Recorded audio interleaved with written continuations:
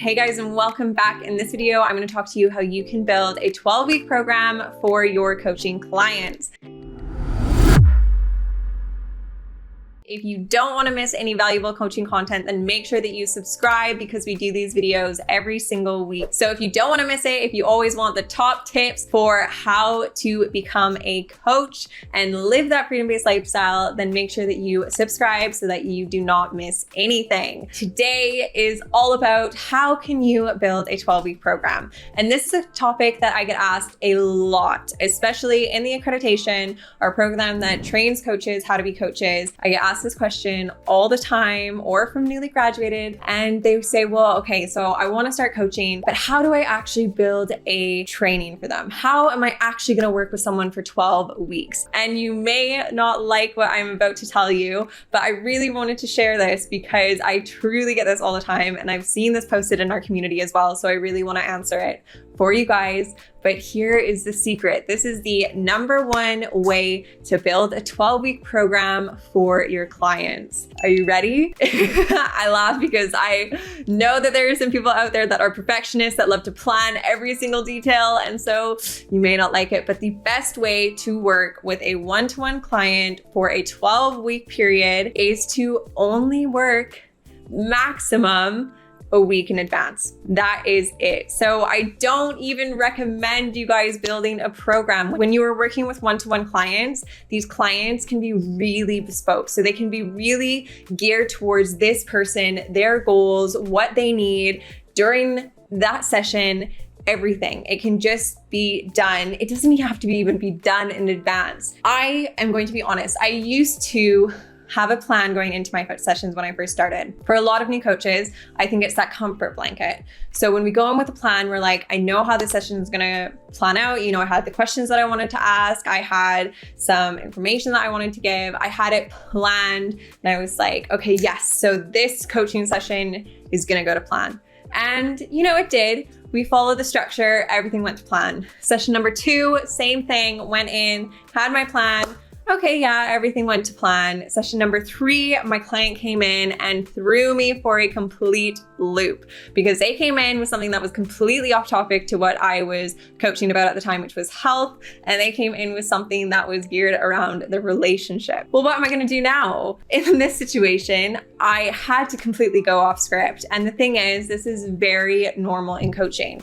Now, go in with a plan, but life doesn't like to follow a plan. Life doesn't like to follow a script. So when you try to plan out how your session is going to go, then I want you to be prepared that more than likely it is not going to follow that structure 100% of the time, all the time. As well, when we go in with a plan, we make the session about us. So that session is no longer about the client. Coaching is supposed to be what this person is bringing to you in that moment, what they need help with at that point in time, what is on their mind. So every single session that you do with someone can be planned that way. It can be just made that every single session you come in and you could literally say, what's on your mind today?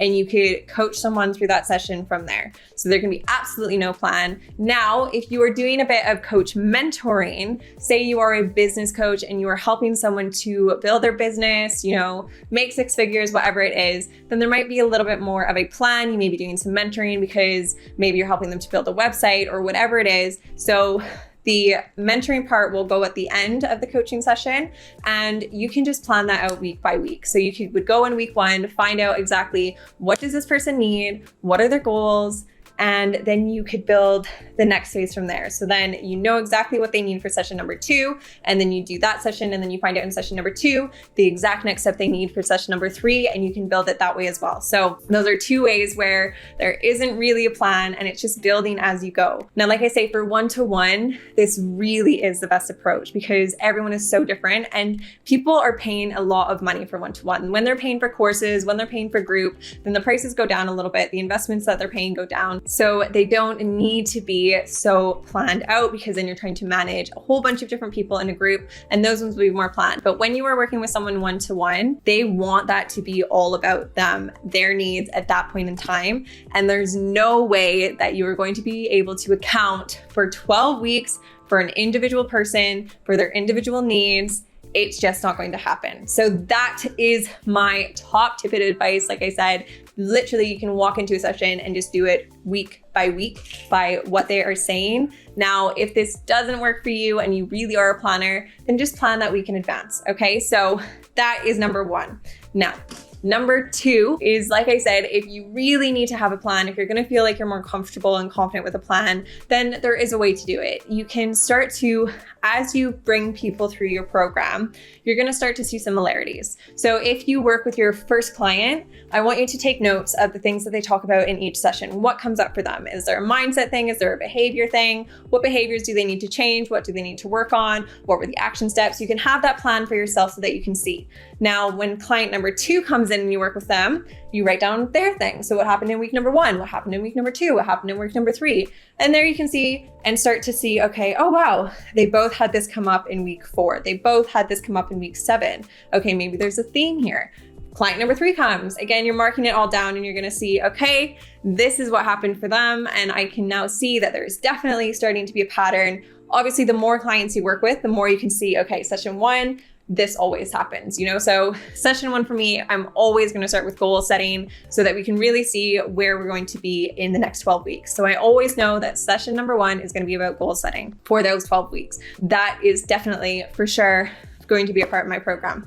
Now, as I'm going through, I might see, ooh, in week 5, there's always imposter syndrome that comes up for people. People always experience some imposter syndrome in week 5 or something similar. And I'm gonna go, okay, so I'm gonna make sure that I've got an exercise ready in week 5 so that we can kind of go over imposter syndrome, and then we're gonna take it from there. That is how you can also start to build a program, is by getting more clients and to then build it up from there so you can see, okay, week 1 is normally this, week 2 is normally this, week 3 is normally this. But again, be prepared that things can always go off track because life happens. I have had lots of different things, relationships, family stuff, all of those things. It's normally the people-based things that come in and kind of disrupt everything, that they'll come in and then that needs to be the focus of the session. But then you can also have your kind of skeleton program, as I like to call it, from there as well. So you can see this is the backbone, and then if things need to change, then they can. So that is the second way to do it. But even before you are able to build that skeleton, you're going to need to start with way 1 to do it, which is to go week by week or just a week in advance. Now, the third way that you can do it is by just making those assumptions. So you could say, okay, do you know what? I really know this topic that I'm coaching on. I know it so well. These are the key points that I know we're going to come up. Then you can really kind of put those in your program as well. But again, this is only if you have a lot of personal experience or past experience with it, and you can really kind of plan out so that you can see, okay, this always comes up here, this always comes up here, we need to talk about this here, because some people do have a lot of experience. So that is another way that you can do it. But again, like I say, guys, if you are doing that method, sometimes it's just best to use it as a skeleton model for your one-to-one clients. But bespoke is always going to be your best if you are doing one-to-one. Now, if you're planning on doing a 12-week program for either a course or for group coaching, then it is going to be a bit different. So then you can do what I've suggested for group coaching. You can see where all of the similarities lie, and you can see, okay, so week 1, this happened, week 2, this happened, and each week you would do, okay, week 1 for your group coaching, week 2 for your group coaching, week 3, and have it planned out that way. For your course, you can also do this as well. So you can see, okay, this is what happened in all of these days. This is how I'm going to plan the weeks of my course. You can also do it by planning just in advance as well. So you can do it just that week in advance, where in week 1, you say, okay, this is what is needed for the group coaching. And then they tell you what they need for week 2. So you would just say, okay, great. How was that today, guys? Now, what didn't we cover today that you would love to cover throughout the rest of this group coaching? They are going to give you the answers of what you need to put in your next week, and you can plan it from there. You can also do this with your course as well. So you can say, okay, great. How was week 1 of your course? You can also do this with your course as well, the first time you build it. So you can say, okay, great. How did everyone like week 1? And then they're going to tell you, and then you're going to go, great. So what was missing? What would you love to see in week 2? They're going to tell you what they need for that niche, and you can put that into your course. So those are 2 ways that you can plan that. You can also go with number 3 as well, where you know you have confidence, you have knowledge that these are the things that they need to cover, and you can build it from there. However, I would always suggest doing it the other two ways, just because then you know that you have proof of this is what is required for this group of people in their niche. They've asked for it, you've seen it, you have clear evidence that this is what they need, and then you can sell that to them. And it makes your job really easy to be able to just sell, one, what they tell you they need and they want, and two, what you have seen proven to allow them to have that transformation. So that is how you do all of your 12-week programs. So it is really not as scary as it seems, and you don't need to know everything. You don't need to have the answers right away, because you can just get it from the people that you're coaching or the programs that you are building. Now, I hope you enjoyed this video today, guys. Make sure that you hit the like button if you did enjoy it, and leave some comments. Let me know what you are excited to work with. Are you going to be working with one-to-ones, groups, building a course? Let me know what you are excited to create down below, and I will definitely check them out. See you in the next video very soon.